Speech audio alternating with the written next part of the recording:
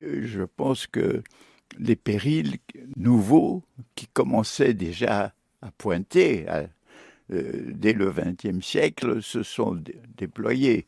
Ces périls, c'est bien entendu ceux qui menacent notre biosphère. C'est pas seulement le réchauffement climatique, c'est pas seulement la dégradation de la biodiversité, c'est pas seulement la déforestation comme en Amazonie, c'est aussi tous nos sols livrés à l'agriculture industrielle qui sont stérilisés, qui nous donnent des produits insipides ou parfois même dangereux, c'est la pollution de nos villes,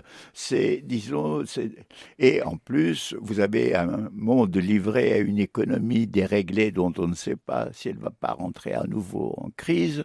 Nous avons un monde où l'unification technique et économique n'a pas du tout fait une communauté de destin entre les peuples et les cultures. Au contraire, on se referme soi-même sur sa propre culture, sa propre identité. On n'a pas pris conscience de l'ensemble des périls, les fanatismes se multiplient, un peu partout des États néo-autoritaires arrivent au pouvoir et il y a une crise mondiale de la démocratie.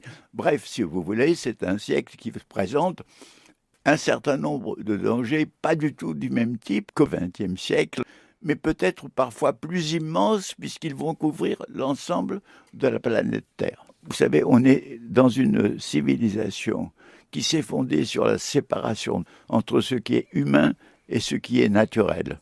Dieu a créé l'homme à son image, pas du tout. Paul a dit que seuls les hommes vont ressusciter et pas les animaux. Descartes a dit que les animaux étaient des pures machines et que nous on avait une âme et un esprit. Bon, et puis alors on a dit que notre civilisation doit dominer la nature et dominer le monde.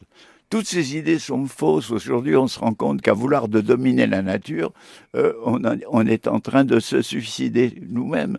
Mais pour comprendre, pour réaliser que on fait partie de ces natures tout en étant autres par notre humanité, notre esprit, notre culture, mais que nous avons un lien ombilical. C'est très très difficile et dans le fond, c'est une longue marche. Et alors, l'écologie, pour moi, n'est pas une sorte de dogme.